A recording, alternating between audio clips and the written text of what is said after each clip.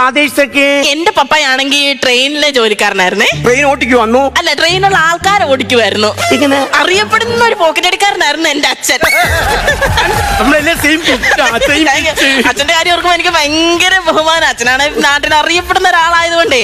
അങ്ങനെ ഒരു ദിവസം ട്രെയിനില് അച്ഛൻ എറണാകുളത്ത് നിന്ന് ഇങ്ങനെ പോക്കറ്റ് അടിച്ച് ഒരു ലോഡ് പേഴ്സുമായിട്ട് ബോംബെ ചെന്ന് ഇറങ്ങിയത് പോലീസ് നോക്കി. അയ്യോ, അപ്പം പറഞ്ഞൂടായിരുന്ന പേഴ്സ് വിൽക്കാൻ വന്ന ആളാണെന്ന്? അയ്യോ, അച്ഛൻ പറഞ്ഞ്.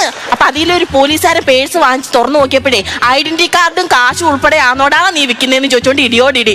കുഴപ്പമൊന്നുമില്ല, ബോംബെയിലെ ജയിലിൽ നല്ല സുഖമായിട്ട് താമസിക്കുന്നു. സഹോദരങ്ങള് മനുഷ്യനെ പറയിപ്പിക്കാൻ ഒരെണ്ണം കൊണ്ട് കുടുംബത്തിൽ കയറ്റാൻ കൊള്ളത്തില്ല ചെറുക്കനെ. കാരണം കോഴി മോഷണം, റബ്ബർ ഷീറ്റ് മോഷണം, അങ്ങനെ ചെറിയ ചെറിയ കാര്യങ്ങള് നാട്ടുകാർക്ക് പിടിയും കൊടുക്കും, അടിയും മേടിക്കും. അയ്യോ, വിലയില്ലാത്ത കാര്യങ്ങൾ. കല്യാണം നോക്കുന്നുണ്ട്. ഒന്നും കേട്ടറിഞ്ഞ് വന്നില്ല. അറിവ് വല്ല പെണ്ണുങ്ങളും ഉണ്ടോ? ഒരു പെങ്കൊച്ചുണ്ട്, പക്ഷെ നേതാവിന്റെ മോളാ. സമ്മതിക്കൊന്നും തോന്നുന്നില്ല. എന്താ? അവരൊക്കെ വലിയ വലിയ കള്ളന്മാരല്ലേ താല്പര്യം.